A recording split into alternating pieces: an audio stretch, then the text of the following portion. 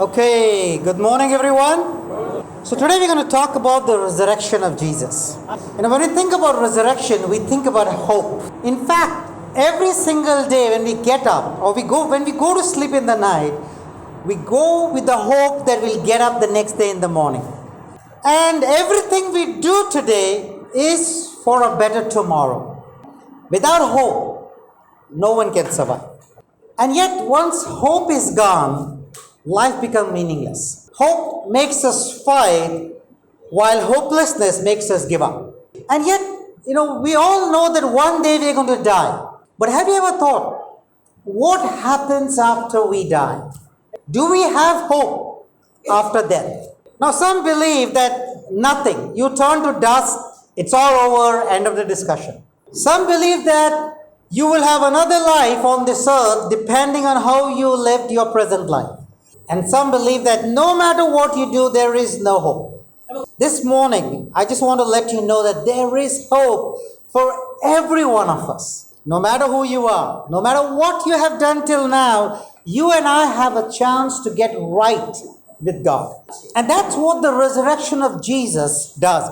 It gives us all a hope for a better tomorrow. But before I tell you the good news about the hope, I must tell you the bad news first. Because if you don't hear the bad news, the good news is no longer good. So let's turn to the book of Luke chapter 23, and we're going to focus on this passage, verse 32 to 38. And the first bad news, I have three bad news by the way, and I will end with the good news. Amen? And the first bad news is all have sinned. That means every one of us sitting in this room, you are a sinner. I am a sinner. No matter how good you are, according to you, we are all sinners. We all have sinned. We have all done something wrong. Let's read verse 32 to 38. Now the two criminals were led to be crucified along with Jesus. Now crucifixion was a very painful and a humiliating way to put someone to death. It was a punishment. And it was done so that it would be a lesson for the others not to break the law or go against the Romans. Now Jesus was crucified along with the criminals, but he was crucified on a very political ground because he claimed to be the Messiah by the Jewish leaders, and that was the reason. And when we read this Bible in verse 35, it says, when Jesus was crucified, there were people who watched, the rulers sneered, the soldiers, they mocked at Jesus. And people who were watching him, they said, save yourself. In a way, they were saying, prove yourself that you are the Messiah. How often we fall into the trap when people say, prove yourself. What goes in your mind when someone says, prove yourself? It hurts your pride, right? And you want to prove to the other person. I remember when I was in my college in Bombay, and my friend said, go and prove yourself that you're bold enough and you're a man, and go and propose to this girl. Now, when you're 20, 21 years old, at that point of time, you want to prove to everybody that you are bold, you are strong, you are a man. And this girl was from my class. So I took the courage and went and proposed to her. Now, she was a nice girl, and she said, you know what? I already have a boyfriend. And of course, that conversation made us good friends for the rest of our college time. We became good friends. But what I want to communicate, it affected my pride. I have to show my friend that I am strong and I am bold. That's what the world always demands. Prove yourself. When you go for an interview for a job, what does they actually say? Basically, they're saying, prove yourself that you're good enough to be hired. When you go for school admission, that's what the school said. Prove yourself that you are good enough to be a part of this school or part of this college.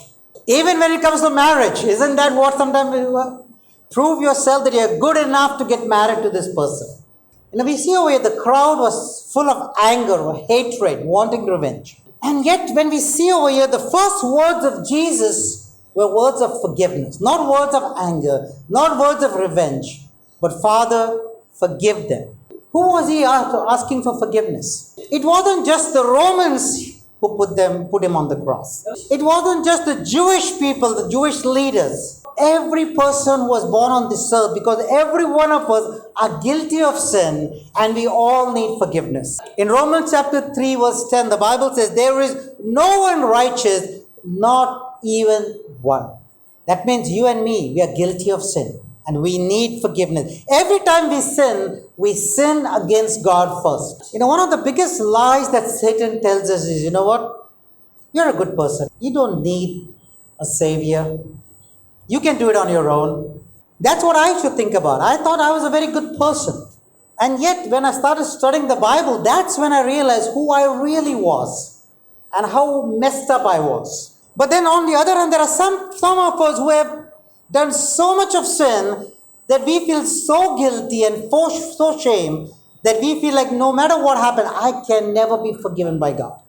So those kind of people, Satan deceives you into thinking you can never change. You're a gone case. So remember the bad news. The first news is all have sinned, and there is a solution.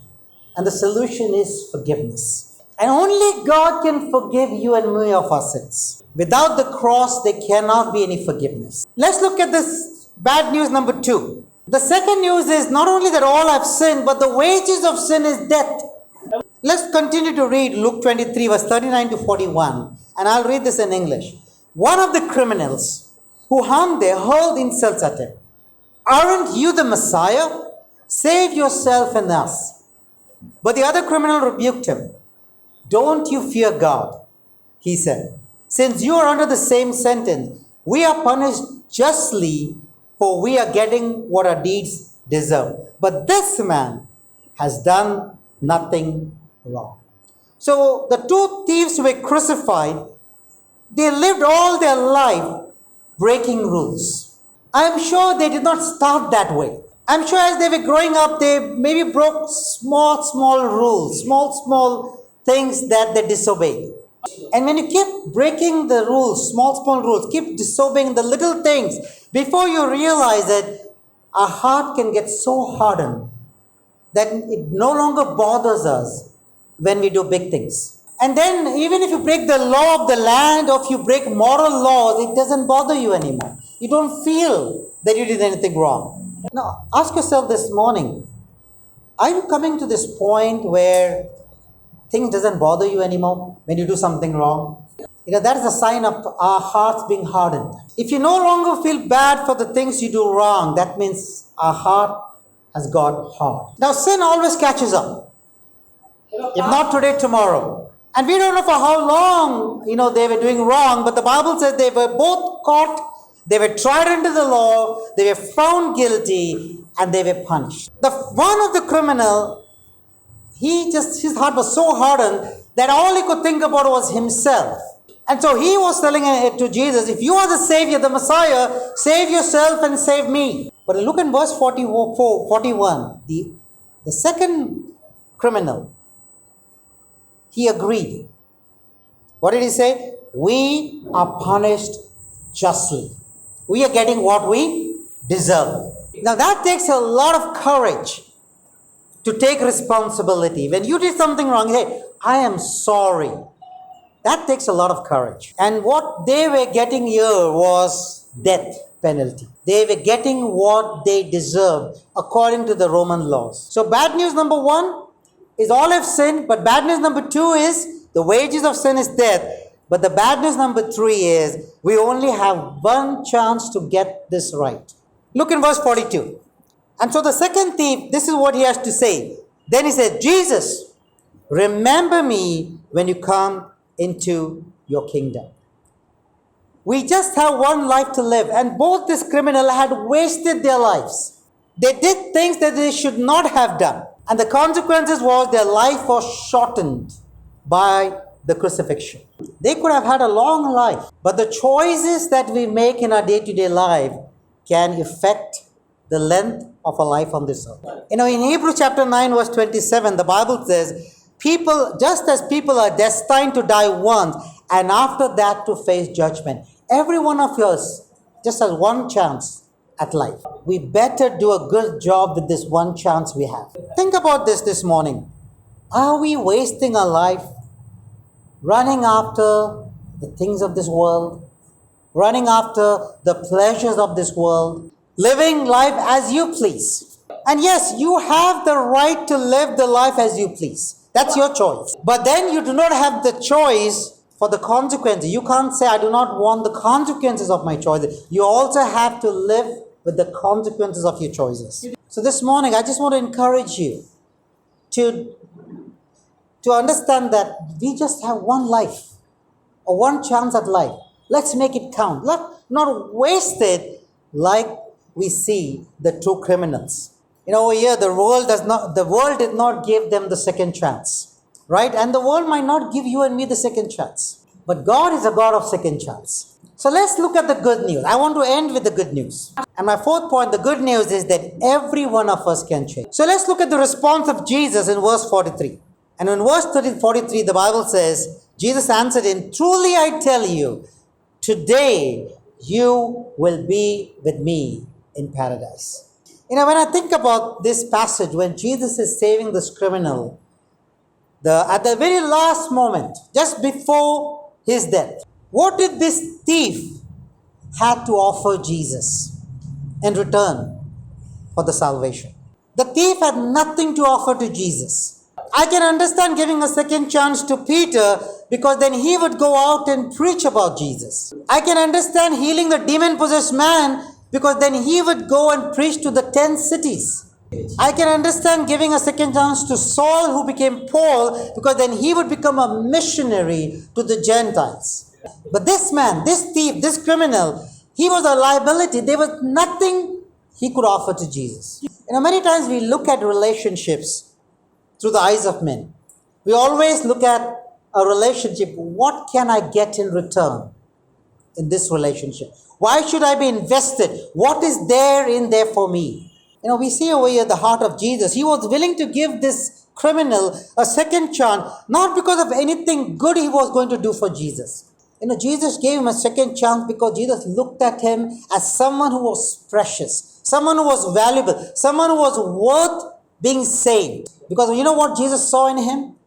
Jesus saw a broken man. And the broken heart is one of the most valuable things for Jesus. So Jesus is not asking, what can you do for him? All he's looking for is, do you have a broken heart?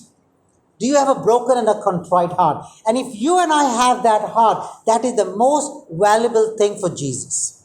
For this man to be saved, he had to not only believe in Jesus, but have a broken and contrite heart. What made this man believe that Jesus will come back from the dead? Because he said, remember me when you come in paradise. That means he knew that Jesus would rise from the dead. What made him believe that? Because I'm sure he must have heard about Jesus talking about his resurrection. In John chapter 11 verse 25, Jesus said to her, I am the resurrection and the life. The one who believes in me will live even they die. The first thing that we see over here, that Jesus prophesied about his resurrection. So Jesus prophesied about his resurrection, that I am going to die and I'm going to rise again, and anyone who believes in me will also be resurrected on the day of judgment. Now we feel sad when someone dies, right? And we feel sad because we miss them. But for a disciple, death is not bad news. We have something great to look forward to. We have an eternity to look forward to through Jesus. The second thing that we notice about Jesus' prophecy was his resurrection was a public knowledge. Everybody knew that this is what Jesus said when he was alive. Look at Matthew chapter 27, verse 62 to 64. Amen. So after the crucifixion, what did the chief priests and the Pharisees do? They went to Pilate and they told him, and look at the way they addressed Jesus. They say, this deceiver. They're calling Jesus the deceiver. What did he say? We remember that while he was still alive, this deceiver said, after 3 days I will rise again. So this was a public prophecy. Everybody knew about it, including the people who were against him. His enemies knew about this. And all they requested was to secure the tomb only till the third day. They did not want him to secure for long. Till third day. Because if he rose on the fourth day, it was not counted, according to the Pharisees. Christian faith stands or falls on only one fact. It is not the death of Jesus on the cross. It is the resurrection of Jesus. If there is no resurrection, then everything we believe is false. Look in 1 Corinthians chapter 15, verse 14 to 18. Let me read this in English. Look at what Paul has to say in verse 14 to 18. If there's anything that I want you to take back today, is this passage. It says in verse 14, if Christ has not been raised, our preaching is useless. That means every Sunday morning coming over here is meaningless. It's the waste of your time. It's a waste of my time. If Christ has not been raised from the dead, then you and me praying every day, reading our Bible every day, sharing our faith, it's all a waste of time. Our faith is useless. That's what Paul says. Not only that, in verse 15 he says, more than that, we are then found to be false witnesses about God. For we have testified about God that he raised Christ from the dead. But if he did not raise him, in fact the dead are not raised. And if the dead are not raised, then Christ has not been raised either. And if Christ has not been raised, your faith is futile. You are still in your sins. Then those who have fallen asleep in Christ are lost. If Christ has not been raised, then you and me are false witnesses. We are living a big lie. And if Christ has not rose from the dead, then we are telling the world a big lie. And if Christ has not been raised from the dead, then you and me are in sin and we have no hope. But we do know that Christ rose from the dead. And how do we know? Because they were witnesses to Jesus being risen from the dead. Let's end over here in 1 Corinthians 15, 3-8. And so what we see over here is that Jesus, when he rose again from the dead, he appeared to Peter, then the 12 disciples. He appeared to 500 brothers and sister disciples who were still alive when Paul was writing this 1 Corinthians. 500. That means if Paul was not writing the truth, those people could have said, hey Paul, that's not right what you're writing. That's false. And some people say that, it was a hallucination. They saw Jesus because they loved him so much and they missed him. They were just seeing him. It was not real. Hallucination can only happen to one person. Hallucination doesn't happen to 500 people at one time. But in verse 7 it says, then he appeared to James. Why is James specifically mentioned over here? Because this James was the brother of Jesus. He was in fact critical about Jesus. It is very hard to convince your family members. And if James, who was a critical brother of Jesus, if he was convinced, that's the end. Yes, Jesus rose from the dead, because James changed after this completely. And last it says in verse 8, he appeared to Paul, who was basically against all these things. And he was transformed by his interaction with the living Jesus. There were so many witnesses to Jesus risen from the dead. And that all the apostles were willing to die for their faith. You will never die for a lie. We don't lie to get into problems. We lie to get out of a problem. And the brothers and sisters of this time, they were willing to not only give up their life, they were willing to give up everything because they knew that Jesus really rose from the dead. So what's our response to the cross? What is our response to the resurrection of Jesus? So conclusion, let me remind you the bad news. Number one, all have sinned. Every one of you sitting, every one of you watching online, you're all a sinner. I am a sinner. And because we have all sinned, bad numbers two, the wages of sin is death. We have to face the consequences for our action. And bad news number three, that we all have only one chance at life to get it right. Some of us, we think, okay, I will change later on. I will repent later. You know what? That later might never come. Today is the day for us to make a decision to repent. Everyone can be as lucky as the thief on the cross to be saved at the 11th hour. But the good news is, today you will be with me in paradise. Those are the words of Jesus that gives us hope. Those are the words of comfort. Those are the words of acceptance. And those are the words of hope. And those are the words that Jesus said, not only to the thief on the cross, that also is said to you and me, that he wants to be with us for eternity. Truly, Jesus rose from the dead. And because he rose from the dead, you and I have a hope of an eternal life through Jesus Christ. And let's not remember the resurrection of Jesus just today, once a year. Let's remember every single day and respond to the resurrection every single day by living the life that he wants us to live. So what's your response going to be this morning? Will it be like the first thief, hard-hearted? Or will it be like the second thief, a broken and a contrite heart? I pray we can respond like the second thief. Let's all have a broken and a contrite heart. Amen. Amen. Thank you very much. God bless you.